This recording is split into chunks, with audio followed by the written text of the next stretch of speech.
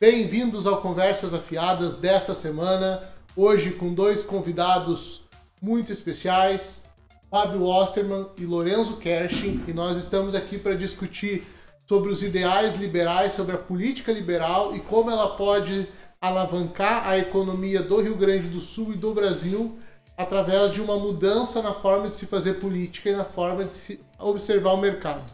Então, pedir que vocês cumprimentem o pessoal aí. Olá pessoal, um prazer estar aqui. Rafael, obrigado pelo convite. Uma alegria estar aqui de volta a triunfo. E vamos lá. Pessoal, muito feliz de estar aqui com o Rafa. O Rafa é um amigo de longa data. O podcast dele é uma honra na minha terra natal, onde eu cresci. E lembrando que é só por um conflito de agenda que o Thiago não está participando hoje, não dei um golpe no podcast, nem nada assim.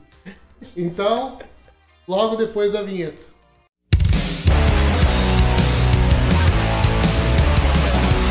Aqui no Sicredi é diferente. De jeito maneira, não é só dinheiro, é ter um parceiro. Eu sou o Sicredi, todo o Brasil inteiro. Não é só dinheiro, é ver com quem contar. Este programa é um oferecimento de Cooperativa de Crédito Sicredi, a vitrine do doce, Malte Puro Cervejas Especiais, Gabriela Medeiros Designer, Meni Arquitetura e João Aze Quiropraxista. Links na descrição. Agradecer aos nossos patrocinadores, conheçam os produtos deles, lembrando que aqui no QR Code tem as redes sociais deles, confiram lá os produtos. E hoje, por ser um programa um pouco mais politizado, convém ressaltar que as opiniões são nossas, não necessariamente os patrocinadores endossam o que for dito aqui. É de responsabilidade nossa mesmo. Perfeito. Fábio, vamos começar por ti aí, que já tem uma carreira política e atuante mais longa, assim. Não só politicamente enquanto cargo eleito, mas também politicamente enquanto movimentos libertários e tudo mais. Como é que assim tu começou esse movimento? Assim? Rafa, é uma história longa, né? Em termos de Brasil, evidentemente não é tão longa, mas a própria história do recente movimento liberal brasileiro é uma história razoavelmente longa já, né? Eu me descobri como liberal ali nos idos de 2004, 2005.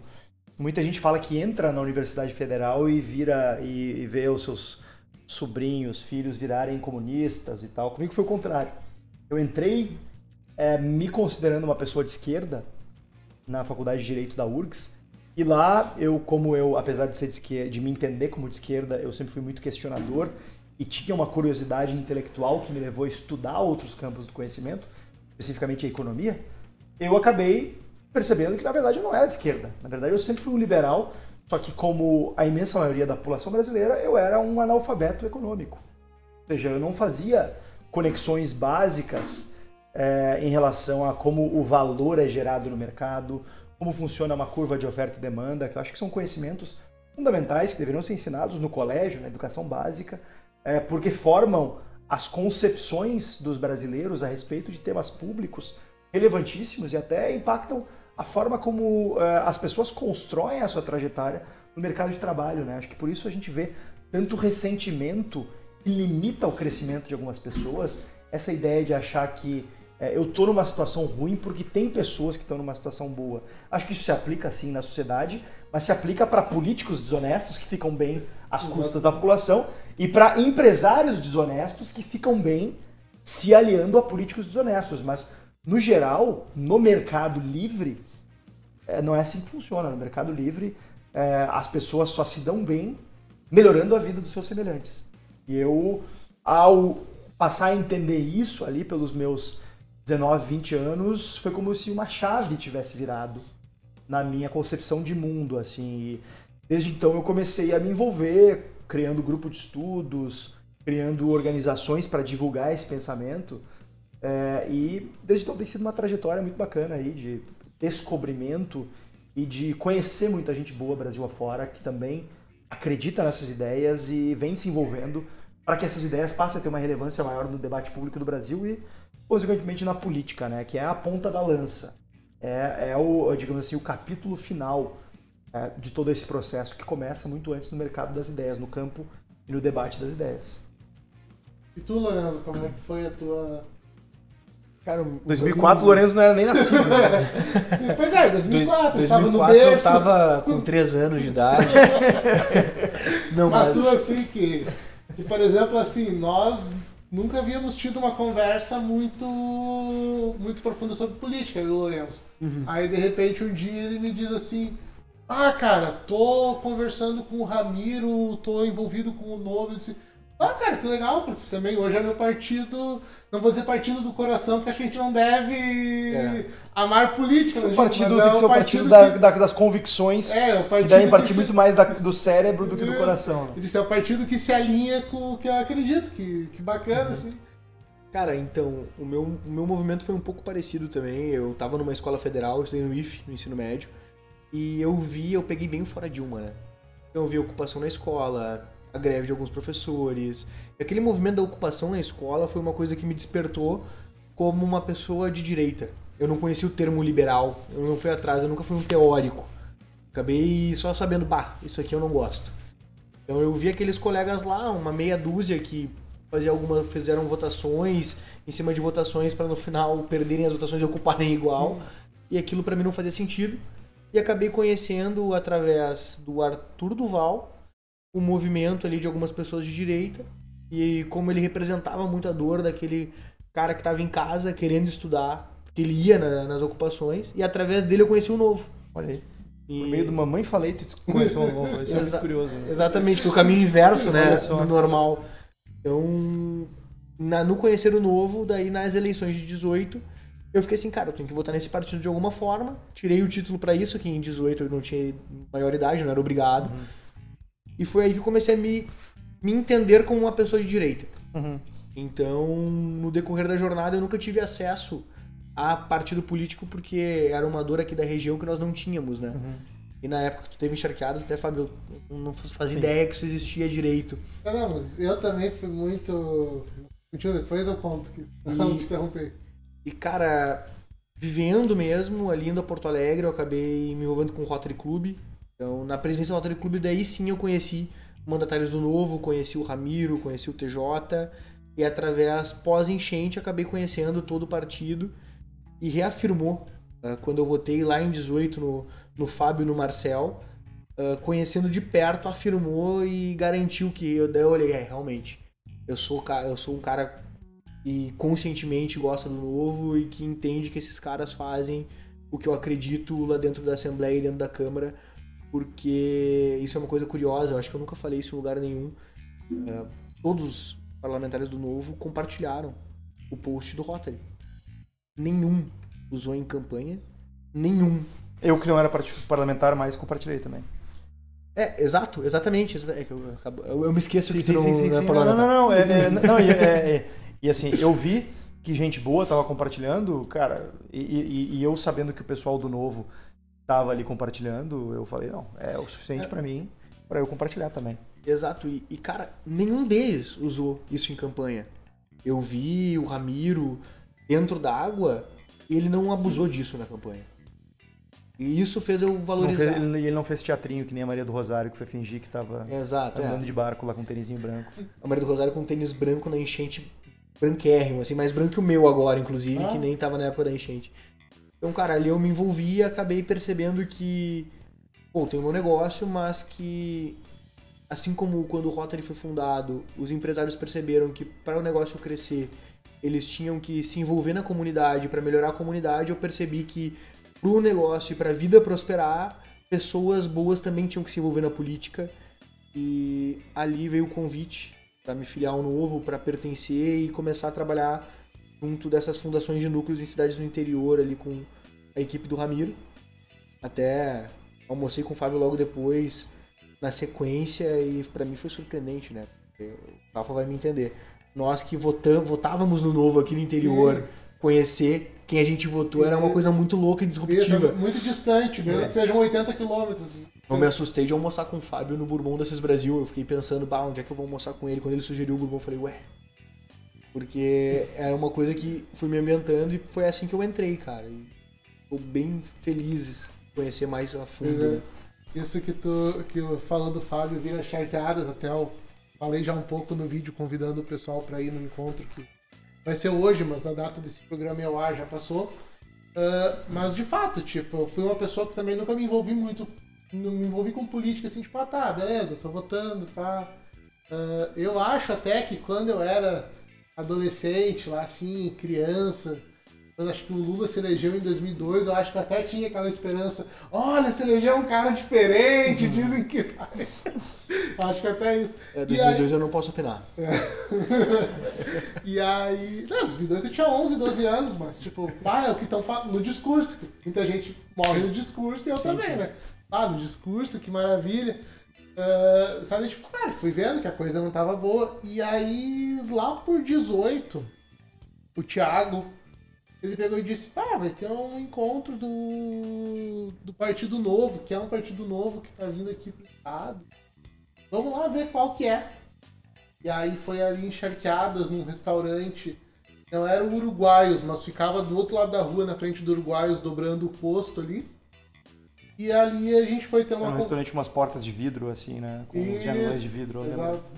E aí nós fomos ter uma conversa lá com o Fábio Osterman, e aí ele começou a dizer... Não, porque... O Camilo Borner tava também, né? Eu acho que sim. Isso, exato. Uhum. Um alemãozão, né? Isso. Sim. E aí... Que era o candidato a deputado federal com quem eu caminhava. E aí ele foi... Ele falou, não, porque... Veja bem, quando tu aumenta imposto, tu tira da população. Comecei a fazer 1 mais 1. Eu disse, pior, né? Isso que esse cara disse, tem fundamento. E aí, a partir daí, continuei estudando, continuei analisando. E... Sim. Acabei me tendo a convicção de que realmente era o lado para seguir. Bacana. Mas já que tu mencionou as enchentes, antes da enchente tu tinha comentado que tinha uma história interessante. Pois é, eu vi esse teu vídeo falando sobre esse dia e eu fiquei particularmente tocado porque às vezes, assim, a vida política não é uma vida fácil, especialmente para quem busca manter a retidão e manter a convicção de propósito, de princípio. A gente eventualmente perde eleições mesmo tendo feito o certo, mesmo tendo tido impacto no dia a dia das pessoas, que é o caso que eu reputo ao meu mandato como deputado estadual. Tenho muito orgulho de todas as batalhas que eu enfrentei. Infelizmente foi uma eleição muito ruim para o Partido Novo e para os liberais no Brasil como um todo. E às vezes é fácil a gente perder de vista aquilo que a gente estava falando antes aqui nos bastidores, né? Eu vejo a minha trajetória como uma maratona, não como uma corrida de 100 metros rasos. Por isso que eu estou disposto a ser candidato novamente, porque eu não posso tratar aquele feedback que as pessoas me deram nas eleições de 22 como o julgamento fundamental e último da minha contribuição na política. Eu acho que ainda tenho que contribuir na política e por isso vou ser candidato novamente ano que vem, por demonstrações como essas. Que apesar de a gente estar num momento, numa época em que parece que o escândalo, o excesso, a gritaria, a baixaria estão tomando conta, ainda tem gente que valoriza as ideias certas, estarem ocupando o debate público e influenciando os rumos da nossa política em direção a respostas mais efetivas para os problemas do Brasil. A política da gritaria não é a que eu acredito em ser firme, sim, contra o que há de errado, mas eu acredito também em sentar para conversar quando tem que sentar para conversar.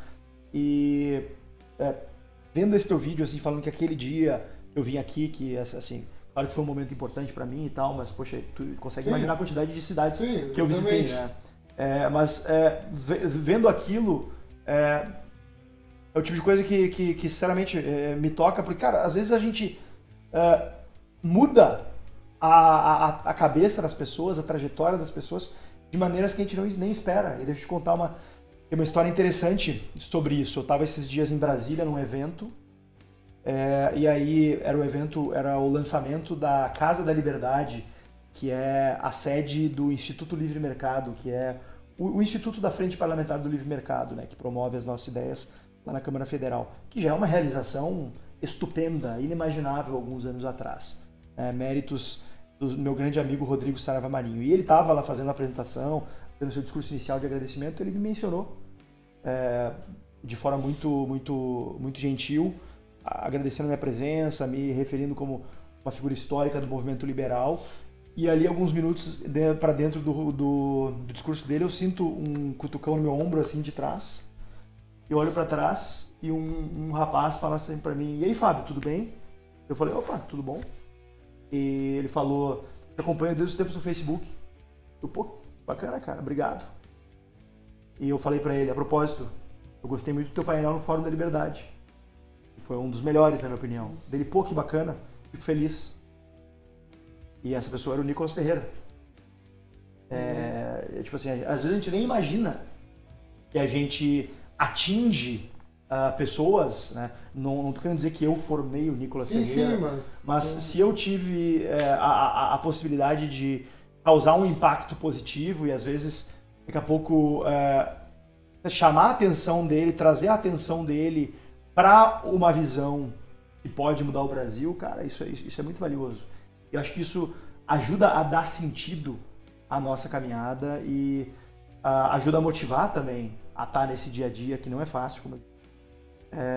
A política honesta não é para quem entra querendo ganhar dinheiro, querendo ter uma vida tranquila, uma vida fácil. É uma vida desgastante, é uma vida que tu tem que abrir mão de muita coisa, mas quando a gente vê o alcance e como isso muda a vida das pessoas, especialmente aqui no nosso estado, isso dá orgulho e dá vontade de seguir adiante. Não, isso que tu falou da política da gritaria, até eu estava comentando com o Lorenzo antes, e justamente esse evento que vai ter hoje, na sequência ali na Aracatica, eu convidava o pessoal a dizer: vai vir um ex-deputado, vai conversar sobre os ideais liberais e tudo.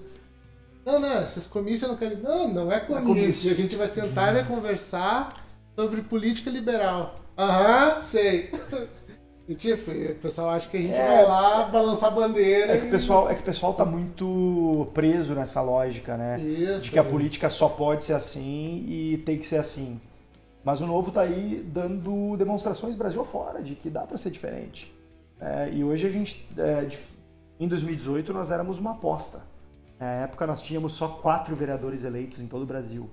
Hoje nós temos 265 vereadores em todo o Brasil, temos 18 prefeitos, temos o governador do segundo maior estado do Brasil, temos deputados federais, deputados estaduais, atingimos agora um número recorde de filiados, batendo 70 mil filiados, o partido que mais cresce no Brasil, e é um desafio, claro, manter a linha, manter as nossas convicções, mas a gente entende que é o único jeito de fazer a política e de se envolver a política, e particularmente é o único jeito que eu estou disposto a seguir atuando na política, e quando eu achar que não dá mais, eu... E compulsando o teu histórico, o que tu fala é isso mesmo, porque tu tava lá no início do MBL, quando teve as divergências. Eu saí do MBL quando eu vi que ia dar ruim ali, né? Ao mesmo tempo eu não quis sair destruindo, pra quem não sabe, eu fundei o MBL com uns amigos de vários cantos do país em 2013, nas manifestações, e após um breve período de hibernação do movimento, em 2014 nós refundamos, digamos assim, e aí eu convidei essas pessoas que hoje estão à frente lá, o Renan Santos, o Kim Kataguiri, e etc. E estive com eles, com o Renan especificamente, na coordenação, né? O Kim sempre foi muito mais um porta-voz do que propriamente alguém que tomava as decisões. Estive ao lado do Renan, tomando as decisões ali do dia a dia. Até o momento que eu vi que eu estava querendo algo e diferente, era uma visão minoritária, eu queria que o MBL seguisse sendo uma vanguarda liberal, levando as pautas liberais, o impeachment, claro, que era a pauta mais urgente à época, mas também, enfim, a visão liberal mesmo, né, de uma democracia liberal, de construção de instituições, era o que eles não tinham interesse, especialmente o Renan, né? E hoje ver eles defendendo algo que flerta ali meio com fascismo ali e tal, umas políticas meio bizarras, eu vi ele defendendo o regime chinês. Sim, execução pública. Execução de traficante, etc. Assim, eu sou absolutamente favorável a políticas de tolerância zero com crime, mas a gente tem que ter um senso de proporção, né? Vendo esse tipo de coisa, fica muito mais claro essa divergência, né? Que já aparecia para mim na época. E eu saí do movimento antes que eu, enfim, tivesse qualquer envolvimento com qualquer coisa parecida aí, e tô tranquilo. E querendo ou não, e daí esse aqui escapa de boa parte da população. Mas quando um político vem dizer que porque nós vamos implantar a pena de morte. Isso não pode, a única forma de fazer seria uma nova Constituição, Sim. que não é o caso. Não é factível. Mas assim, então... é que pena de morte parece uma boa ideia, até que a gente começa a contemplar, tá, tu realmente confia no judiciário? E claro, a gente que tem formação jurídica já pensa nisso anteriormente, né? Mas hoje em dia tá muito claro, a gente não pode confiar no judiciário, a gente não pode confiar cegamente à autoridade estatal o direito de decidir quem vive e quem morre. Então, acho que assim, futuramente, depois de ter uma reforma judiciária e a gente ter um grau de certeza e maior convicção, aí a gente pode discutir. Mas até lá, eu sou muito cético. Uma coisa muito diferente, claro, é defender prisão perpétua, defender aumento de pena, por exemplo. Hoje no Brasil se tem essa prática atroz, mais uma interferência do STF, que é a garantia da progressão de regime como um direito do apenado. Isso aí tem que acabar. Tem que ter, mas isso aí tu tem que mudar a LEP, tem que mudar a lei de execução penal. Mas tu não precisa aprovar a pena de morte para resolver isso, né? Isso que o pessoal não entende e, claro, a gente não vai esperar que toda a população entenda, mas sem vergonhice de político demagogo ficar falando que vão aprovar a pena de morte, vai resolver. Não vai, não é assim que funciona. E eu busco ser na política também, eu ouso ser na política e pago um preço caro por isso, paguei nas últimas eleições e vou seguir pagando, tenho certeza, nas próximas, um preço caro por ser o cara que fala a verdade, que fala a real, que não tá aqui para falar simplesmente o que as pessoas querem ouvir. Eu não pego uma pesquisa de opinião e vejo assim, essa é uma pauta popular, essa é uma pauta impopular, então eu vou defender só a pauta popular. Eu acho que a gente tem que almejar mais. O país que eu quero e o tipo de representante que eu quero ver é o que eu busco ser. Perfeito. Falando em pautas populares, eu lembrei agora do caso da rádio lá que... cara, ali foi... Mas partindo agora, pra gente também não se estender muito, também não ficar... Até porque a gente tem um evento logo mais ali. Exato. Agora, indo mesmo pra política liberal, assim... Como é que a gente poderia, hoje, assim, os primeiros passos que o partido, digamos assim, o Partido Novo consegue, nas próximas eleições, uma penetração maior ainda na política? Quais seriam as pautas que ele buscaria lutar, assim, as prioridades, e como isso poderia se reverter em benefício para a população? Bom, o Partido Novo é um partido que tem por visão da política devolver o poder para o cidadão.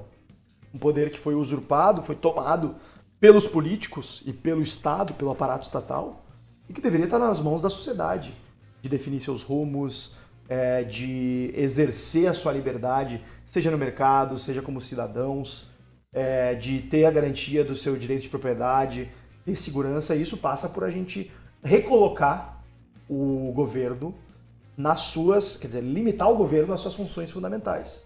Então, toda a visão do Novo passa por a gente reduzir o escopo de atuação do Estado. Muita gente fala assim, vocês querem vender tudo, não sei o quê. A gente quer que o governo se limite àquilo que a sociedade não consegue garantir.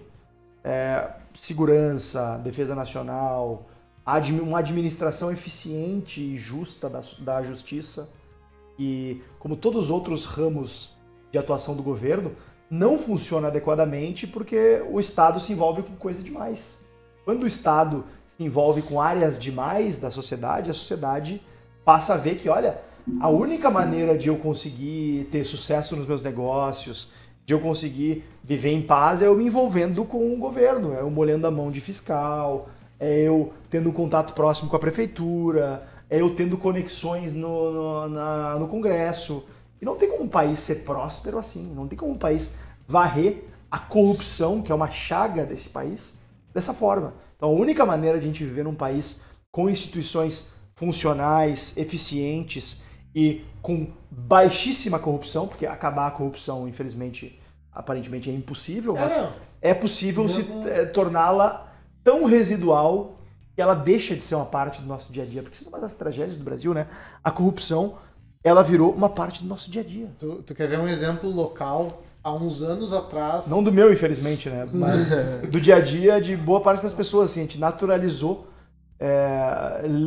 ter a corrupção como um fato Isso. das relações sociais. Há uns anos atrás, Triunfo foi alvo de uma matéria da RBS sobre a compra de votos. E... Uma prática quase convencional aqui em Triunfo. Exato. Né? E achei trágico, mas ao mesmo tempo quase cômico. É a pessoa que estava dando a entrevista, anonimizada, não vou saber quem era, cancheira de vender voto. Uhum. Eu disse, tu vai me construir esse muro e vai me construir antes da eleição, que se for depois, tu não vai construir. E isso é uma coisa que é bizarro, e falando sobre as funções do Estado, né?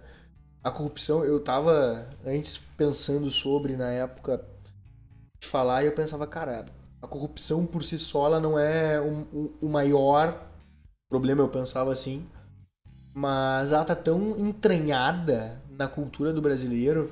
Eu ouvi essa semana o podcast não, mas uma participação do Flávio Augusto naquele 1 bilionário contra 30 alguma coisa, e ele falou que ele nem considera um empresário esse lobista que tá lá colado em algum deputado, se envolvendo e transformando o negócio dele numa oportunidade porque ele tem informação ou algum privilégio em um empresário. E tu vê no interior, cara, a compra de voto é um momento de fazer dinheiro. É o momento que algumas famílias vão lá e terminam uma obra, tenho 15 familiares aqui, os 15 votam, mas assim, tu vai pagar tudo agora. Então, cara, Isso é muito triste e é onde começa a grande corrupção. Porque às vezes o cidadão acha assim, eu tô vendendo meu voto aqui porque pelo menos eu ganhei alguma coisa com a eleição, né? Isso, é essa visão. Mas o cidadão não percebe, porque se o político está disposto a gastar dinheiro, e tanto dinheiro, de somar todos, né, comprando voto, da onde ele vai tirar o dinheiro para se ressarcir disso aí? Porque, de onde eu sei, o salário de prefeito de Triunfo não é tão alto assim. Não. Então, assim, eu fico horrorizado quando eu vejo, por exemplo, gente relatando que, para eleger um deputado federal, em alguns estados, especialmente nos estados do Norte e do Nordeste, inclusive o Nordeste leva a fama, mas a região Norte certamente é a pior nesse aspecto. O pessoal falando que para eleger deputado é 20 milhões, 25 milhões. Eu falo, cara, somar o salário inteiro dele, se tu ingenuamente somar o salário inteiro dele ao longo dos 4 anos, não chega perto disso. Chega perto de 25 milhões. Da onde as pessoas vão tirar recursos para se ressarcir? E aí, né, o pessoal... Toda essa corrupção começa com o eleitor, infelizmente. Não há político corrupto sem eleitor corrupto. Isso é um fato que precisa ficar claro. Então, para as pessoas que vão votar e acham assim, não é nada, eu tô votando no cara porque ele me deu dinheiro, na verdade, tu é o início desse processo. E falo, beleza, se tu precisa muito, pega, recebe e vota no outro. Vota no outro. Não vota no cara que tá tentando te corromper, porque esse cara depois vai ter que tirar dinheiro do erário, vai ter que tirar dinheiro da creche, vai ter que tirar dinheiro do posto de saúde, vai ter que tirar dinheiro da merenda pra se ressarcir. E não precisa cortar isso aí, tá? Não precisa cortar. Vê a Gabriela meio preocupada ali. Não, da minha parte não precisa cortar, só se vocês quiserem. Fique à vontade. Não. Tá? Fica o meu pedido. Não vote em político que compra voto. E também não receba, porque também é crime. Mas... até me perdi agora o que eu ia comentar. O advogado assustou. O advogado ficou preocupado, mas em nenhum momento eu defendi a conduta. Não, exato. Não, tô brincando. Mas... não recebe. Mas se receber, não vota no cara. Aí, tipo assim, estendendo esse raciocínio, que é onde às vezes me preocupa que a gente não chega tão longe. Ele vai precisar fazer depois, posteriormente, de meios escusos, repor esse dinheiro. Sim. Meios não ortodoxos. Isso, e o pessoal pensa assim, beleza, é o Estado tem dinheiro. E não é assim. De onde vem esse dinheiro? Por exemplo, Triunfo sempre foi uma cidade onde se acreditou que o dinheiro era infinito. E agora estão ali, desesperados. Eu acho isso muito doido. Eu fiquei verdadeiramente chocado quando eu fiquei sabendo, já no ano passado, que a prefeitura não estava conseguindo fechar as contas e que a prefeitura de Triunfo, que Rio Grande do Sul afora sempre se fala assim, maior arrecadação per capita, segundo maior PIB per capita do Rio Grande do Sul, salvo engano, Porto Alegre é o primeiro e Triunfo é segundo, né? Alguma coisa assim. Assim, é um negócio inacreditável, mas isso decorre da irresponsabilidade dos governantes, que acontece só porque O cidadão não está no dia a dia, o cidadão está, isso, eu quero tudo grátis, eu quero dinheiro, eu quero não sei o quê, e aí, bom, uma hora a conta chega, né? E aí, bizarro que tu falando dessa questão do faturamento, Triunfo é uma cidade que teve essa fama por muito tempo de estar com um faturamento sempre super alto, e a gente está perto de perder isso para cidades aqui da volta, como a Barra do Ribeiro, que vai receber uma indústria gigantesca. Então, imagina, tem cidades hoje pequenas que vão crescer com isso, e se tiver uma boa administração, vão passar E a própria reforma tributária. Porque um dos pontos agora é transferir a arrecadação de onde produz para onde consome. Sim. Não, vamos perder boa parte da arrecadação que o Paulo nos traz. Claro, com certeza. Vai para São Paulo, vai para os grandes centros industriais, efetivamente. Né? E eu, da forma como eu entendo, eu vejo que Triunfo sofre, de certa maneira, daquilo que na economia se chama de a maldição das riquezas naturais. Né? Foi abençoada com a possibilidade de ter um fluxo de recursos grande, de uma maneira que não precisou desenvolver a cidade para isso, né? Como, por exemplo, eu comparo muito, eu sou da região metropolitana, nascido e criado aqui, mas eu frequento muito a região norte do estado, especialmente a Serra Gaúcha. Acho que são exemplos interessantes para o estado, porque são hoje as regiões mais prósperas do Rio Grande do Sul e algumas das regiões mais prósperas do Brasil, que foram construídas, deixadas de lado pelo governo e tendo que se virar por conta própria. Isso fez o quê? Criou comunidades coesas, criou grandes indústrias, grandes polos industriais e comerciais. Eu não vejo em outras regiões em que o desenvolvimento se gerou na base, seja do Estado, ou seja de presentes, né, externos, como é o caso do polo petroquímico. Então, assim, as cidades que tiveram que se virar por conta própria, na prática acabam desenvolvendo essa capacidade, essa resiliência de se construir, até de se reerguer após catástrofes, né? Como é o caso da enchente. Tu compara, por exemplo, o impacto que teve em Lajeado, uma cidade onde a gente tem o vice-prefeito, meu querido amigo Guilherme Tché. Eu visitei Lajeado 2 meses depois da enchente. Cara, a cidade já estava praticamente recuperada. Tu via as zonas de destruição. E aí tu visita Eldorado do Sul, ou umas regiões de Porto Alegre, ou Canoas, o pessoal segue ainda à espera da ajuda do governo federal. É mais um ponto que a gente precisa também entender aqui no Rio Grande do Sul. O governo federal está pouco se lixando para o Rio Grande do Sul, isso ficou muito claro para mim. E aí eu conecto com mais uma pauta do Partido Novo, e que eu acho que deve ser uma pauta crucial e prioritária para os liberais no Brasil, que é a pauta da autonomia dos estados. A gente precisa ampliar a autonomia dos estados. Não faz sentido que o dinheiro, fruto do trabalho dos gaúchos, vá para Brasília num panelão furado, pingando no caminho, e volte numa xicrinha furada, também pingando no caminho. A gente não tem que ficar sustentando Brasília e sustentando os nossos senhores coloniais do norte e do nordeste, que são quem manda na política desse país hoje, porque simplesmente nós somos minoria no Congresso. E é isso que eu falo quando eu digo que eu quero ir para Brasília para mudar as coisas, mas eu não quero ir lá ser um deputado que vai trazer recurso para a comunidade, trazer recurso. Claro, trazer recurso, tem emendas, tem que aplicar. Mas a gente não pode acreditar que insistindo nesse jogo a gente vai mudar as coisas. Porque é um jogo que a gente sempre vai perder. Sim, hoje eu trabalhei bastante tempo dentro de município. E infelizmente os prefeitos têm que ir a Brasília. O prefeito tem que ir com o pires na mão para Brasília, catar emenda. E nesse jogo a gente sempre vai perder. Só um exemplo, no Senado fica ainda mais grotesco esse exemplo. 70% do PIB brasileiro é gerado pelas regiões sul e sudeste.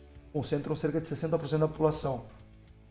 A região norte, que é a região mais pobre e mais improdutiva do Brasil, tem, somando os senadores somente da região norte, o mesmo número de senadores que toda a região sul e sudeste. Como é que a gente vai virar esse jogo? Como é que a gente vai conseguir mudar as coisas aceitando esse pacto? Então, uma das minhas prioridades, tanto no aspecto das ideias, em mover esse debate cultural, mas também na batalha política, é mudar isso. Tenho muito respeito pelos bravos membros do Novo e de outros movimentos que atuam no Norte e no Nordeste para mudar isso, e eles concordam comigo também. Porque esse pacto, que não é pacto de forma nenhuma, né, porque a gente não concordou, foi obrigado a aceitar, ele não favorece as pessoas que precisam no Norte e no Nordeste. Ele é um pacto que tira das pessoas que mais precisam de Sul e Sudeste e dá para as elites políticas corruptas de Norte e Nordeste. E usam esse poder e esses recursos para se perpetuar no poder, para criar suas oligarquias locais e seguir mandando na gente. Exato. E a hora de dizer chega. Até porque, claro, a gente não vive lá, mas é o que nós... Eu conheço todos os estados do Norte e Nordeste. Ouvimos falar bastante que realmente lá a coisa é quase feudal, assim, comandada pela política, né? A gente tem estados que são comandados por famílias políticas. É algo que o Rio Grande do Sul nunca teve nem no passado. O Rio Grande do Sul o máximo que tinha era regiões, e hoje ainda tem municípios, né? Mas lá se tem famílias que comandam estados, né? Pega, por exemplo, o estado do Pará, e contra os Barbalho no Pará, é muito difícil. E geralmente cada estado é uma realidade muito particular, né? Alagoas, por exemplo, que é um estado muito curioso. Tenho grandes amigos lá, valorizo muito o esforço da nossa turma que trabalha lá, porque eu sei da dificuldade, mas é um estado minúsculo e que está e sempre esteve no centro das decisões políticas do Brasil. Isso não faz o menor sentido. Com todo respeito. Não faz o menor sentido a presidência do Congresso Nacional ser de um senador do Amapá. O Amapá é um estado que deveria voltar a ser um território do Pará. Um estado com dificuldades logísticas tremendas. A população de lá vive numa situação precária, tem faltas de luz de semanas, a internet é complicada lá, e não é simplesmente criando um estado e colocando nas mãos de uma oligarquia política corrupta, que já passou de Sarney e hoje está Alcolumbre, que vai resolver os problemas do estado. Não resolveu, o estado já tem 40 anos de idade. Roraima é a mesma coisa, nunca deveria ter virado um estado aquilo. Tá? Volto a dizer, valorizo muito a batalha das pessoas honestas que estão lá no dia a dia, mas a gente não vai conseguir resolver os problemas de lá enquanto a gente seguir esse sistema. Exatamente. E só concluindo o raciocínio que começou antes lá, talvez o ponto que eu gostaria que as pessoas percebessem, assim, né? Que quando a gente fala que ele precisa repor esse caixa e vai utilizar meios escusos, vai aumentar o gasto público. Fomos de Triunfo até Roraima, né? Bom do papo. Uma viagem longa. Ele vai aumentar esse custo com a máquina pública, vai aumentar impostos, como a gente está vendo agora. São 27 ou 37 impostos criados desde o início desse governo. São 37. É mais de 30. Então, eu lembro que era o número com 7. Alguma coisa, acho que era 37. Então, imagina. Então, assim, aumentados, né? Não criados. Isso, aumentados. Então, o que o pessoal não entende é que quem vai pagar essa conta é o trabalhador, a pessoa física na ponta no final. O pessoal diz, o imposto que vai pagar é o empresário. Não, a taxa das blusinhas quem vai pagar é a empresa. Isso. Meu Deus do céu, não é assim que funciona. Não é assim que funciona a economia. E quer ver, um exemplo hoje. Foi aprovado agora a isenção da conta de luz, que vai ser paga a partir de um fundo que é composto pelos próprios pagamentos das contas de luz. Até 80 watts. 80 watts eu estava pesquisando em Porto Alegre e daria uma conta de mais ou menos uns R$80 chutando para cima. Sim. Só que isso tem uma expectativa de aumentar 6, tantos % no custo de energia para todos os outros. Então, a indústria vai aumentar o custo de energia, vai repassar para o produto. E assim, uma conta de 80 watts, qualquer família com 3 pessoas já bate isso. Isso. Especialmente famílias que têm um chuveiro elétrico. E que geralmente são as famílias mais pobres. Sim. Porque se tu tem condições de ter um chuveiro a gás, geralmente tu tem. Quem precisa recorrer a um chuveiro elétrico, geralmente não mora numa casa com uma edificação com uma estrutura tão fortalecida e que não tem também dinheiro para pagar o gás, que é caro. Então vai acabar tirando de pessoas que já estão numa situação complicada, né? Para dar para pessoas que são bem mais pobres realmente, mas eu não acho que esse seja o caminho. Eu não acho que o caminho é a gente tirar do Estado, é tirar do governo. Isso. É tirar poder das mãos dos privilegiados que lá estão instalados e deixar que os recursos se dividam pela sociedade da forma justa. Que é por meio do processo de mercado, não por meio do processo político. E essa é a tragédia e essa é a permanente guerra dos governos do PT contra a classe média. A grande ideóloga do PT, uma das grandes ideólogas, é uma socióloga e filósofa chamada Marilena Chauí, que ficou famosa, já deve ter visto aquela frase dela clássica. Ah, sim. Eu odeio a classe média. A classe média é o horror, não sei o quê. O PT é isso. Eles fazem de conta Isso, que eles o discurso é toleram, muito bonito. que eles toleram, mas eles odeiam a classe média. Porque eles querem todo mundo igualmente pobre. E seguindo cegamente o partido. O Lula já falou incontáveis vezes. Teve uma vez ele cometeu o ato falho de falar assim, porque as pessoas enriquecem e deixam de votar na gente. Sim. Ele não quer que as pessoas enriqueçam, ele quer que as pessoas sigam presas a um ciclo de pobreza e de ignorância para seguirem votando no PT. Esse é o problema. Exatamente. Agora eu pensei num outro exemplo que talvez seja até mais fácil de compreender. Reforma tributária. Os serviços que hoje pagam ISS de no máximo 25% vão ter o IBS e o CBS, vai saltar para 28%. Ou seja, o meu honorário advocatício vai ter que ter um aumento de 20% para repassar. Sabe? O teu pintor vai aumentar 20%. Sabe? É uma coisa muito feia. E para onde vai todo esse dinheiro? Exatamente. Vai para melhores serviços, será? Sim, como foi todas as outras vezes. Com certeza. Acredita que vai melhorar a saúde, vai melhorar a educação. É só uma questão de a gente dar mais dinheiro na mão do governo. É só outro paradigma que a gente precisa romper urgentemente no Brasil, né? De que falta investimento. Falta investimento na educação, falta investimento na saúde, falta investimento na segurança. Não falta! Não falta! Sobra dinheiro nessas áreas. O que falta é nas atividades fim, é na ponta. Se perde dinheiro com atividades meio, com penduricalhos, com desperdício, com ineficiência. E isso a gente só vai corrigir reduzindo o tamanho do Estado. Inclusive hoje mesmo, quando alguém do governo estava comentando na TV sobre a questão da MP 1303 que caducou, agora a gente vai ter que cortar da educação, da saúde. Em nenhum momento ele diz, vamos cortar. Cortar do judiciário, vamos cortar de prejuízo dos Correios, que tá batendo aí 4 bilhões esse ano. Nada disso. Vai pagar o pato é a saúde e a educação. Fábio, tá muito bom, mas eu sei que tu tem horário, então fica o convite para novas oportunidades aí. Comparecer ao programa. Obrigado também, Lorenzo. Outra hora nós também temos que fazer um programa só marcar um só com o Lorenzo para ele contar as histórias dele aí. Dessa vez foi... algumas histórias do Lorenzo aí. Algumas impublicáveis. Isso, cara. Algumas impublicáveis, tem certeza, né? Talvez essa parte a gente tenha que cortar então no episódio, brincadeira. Mas eu que te agradeço pela oportunidade. É sempre bacana poder estar batendo um papo com gente inteligente. É um prazer. Quem estiver assistindo aí, acompanhando, quiser me acompanhar nas redes sociais, só procurar lá. Fábio Osterman, com 2 N's no final. Espero estar ouvindo esse episódio no Spotify, inclusive. Vamos providenciar. Já dei a morta pro Rafa aqui, que acho que tem que botar no Spotify.